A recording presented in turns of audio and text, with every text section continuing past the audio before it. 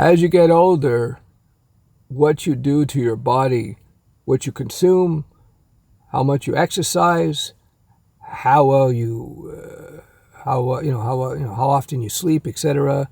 This will have a huge impact in terms of your daily energy and overall how you feel, your mood. It becomes especially, it becomes especially obvious to you as you get older, because when you're younger, it's not so obvious. You got a lot of piss and vinegar in you. You got a lot of nutrients, I think, flowing through your body when you're younger. So you can get away with, being crappy to your body. Go drinking and eat crap food and you'd be fine. But as you get older, things get harder. So what I would suggest that you do, the younger the better, you start implementing habitually healthful habits. You wanted to start doing things that are going to contribute to your health rather than take away from it. Because trust me, the dividends that you will accrue in your youth, in terms of your health, not just your finances, has a lot to do with how much you invest in your health. So you want to invest as much as possible into your health. So how do you do that?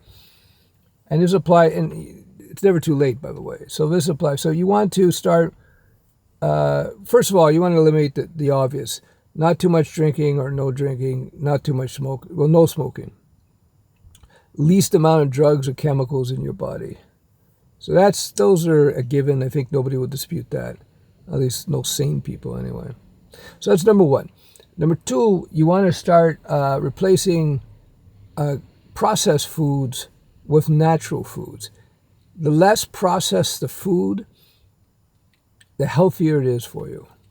We evolved as a species over hundreds of thousands of years, and before that over millions of years in our precursors. And we evolved to eat what was in nature. So we want to remain loyal to that because that's what our bodies are used to.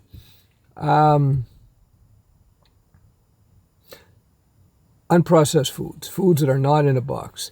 Meat, vegetables, some fruit. Stay away from anything processed.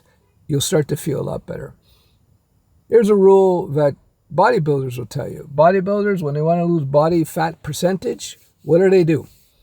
They cut down the carbs to a very bare minimum, and they eat lots of protein, drink lots of water, eat lots of protein. When they want to put on weight, they eat lots of carbs. So if you're overweight, if you're over 20% body fat, you're overweight, in my opinion. They say it's healthy, but you know what? You want to feel your best, I can tell you. Try to get around the 15% area. Some people it's easy, some people it's hard. If you got a gut that's like round, that's no good. If you got sagging arms and so on, and quadruple chins, not good. So if you're overweight, I suggest learn from the people who know about weight composition.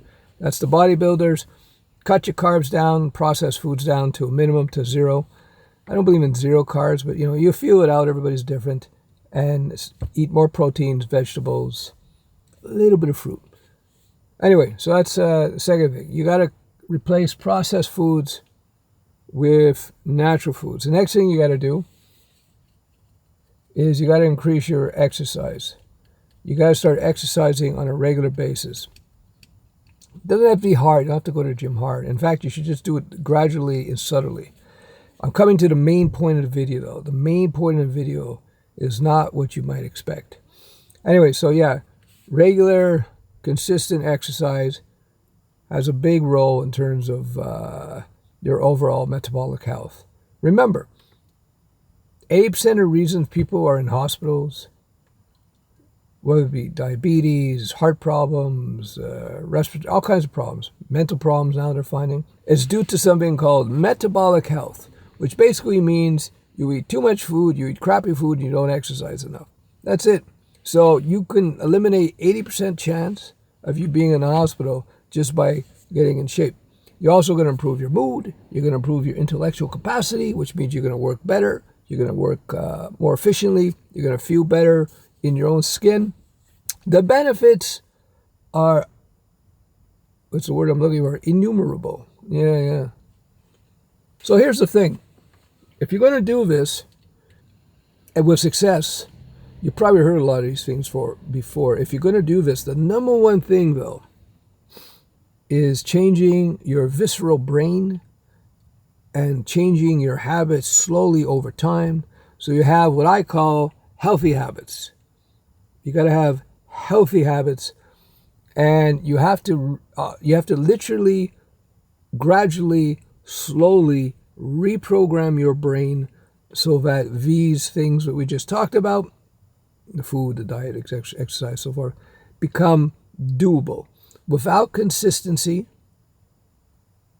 you will not be successful. And to become consistent is not about willpower. Willpower always fails in the end. It's about literally reprogramming your brain so that you actually feel inclined to not want to eat the crap food.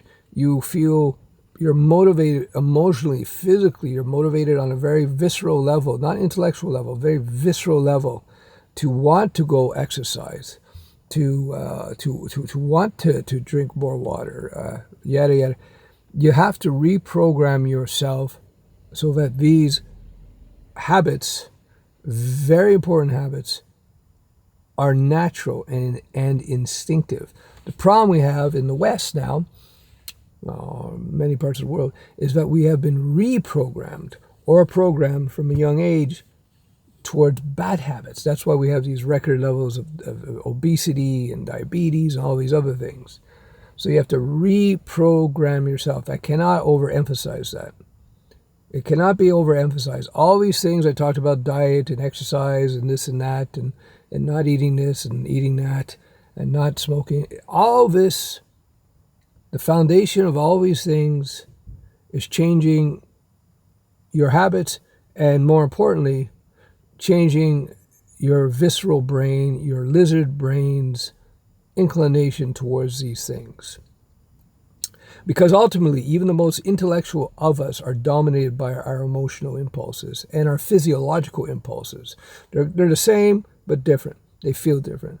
So you don't want to feel anxious and anxiety because you want to eat that croissant, or that you need that can of Coke or that Red Bull with all the sugar and the caffeine. When you feel anxiety, you got to go grab it. That's visceral. That's your lower brain giving you a response that a drug addict has when he needs to get his next hit of heroin or something. Yeah, I realized that a long time ago, because you look at me now, I'm 6'2", but I float around 197, 198 pounds, depending. And I float between 18 to 20% body fat. I got a little porky Uncle Steph. So I'm cutting that down to 15%. And I did that a couple years ago, but I did it wrong. I did it through heavy fasting, but I didn't load up on protein, and I didn't load up on weightlifting and heavy body muscle building exercises, because you don't want to lose muscle. You want to lose fat, because the more muscle you have, the healthier you are, by the way, within limits. You become a bodybuilder and you get a heart attack and die young, but that's because of steroids.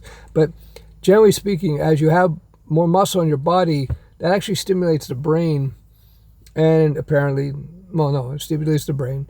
And I just said apparently because I didn't run the study myself, but that's what they said. And I can tell you, I feel it. After I lift weights and heavy, and when I increase my muscle mass, I feel more energetic. My mood is better. I'm much sharper. I'm more able to speak coherently. So I cheated today. Today was my cheat day, so I'm stuttering a little bit. More muscle, the healthier you are, especially in terms of longevity. So my big mistake, power is going down. So my big mistake, last time I cut down to mid-teen body fat percentage, was not to lift a lot of weights and eat a lot of protein. You have to build muscle on the way down, body fat-wise. So anyway, this time I'm doing it properly. But again, the key to all this, let me emphasize, the key to all this is in visceral habits, primal lizard brain habits But you have to train, you have to train, you have to train it. There you go. I'm Uncle Steph.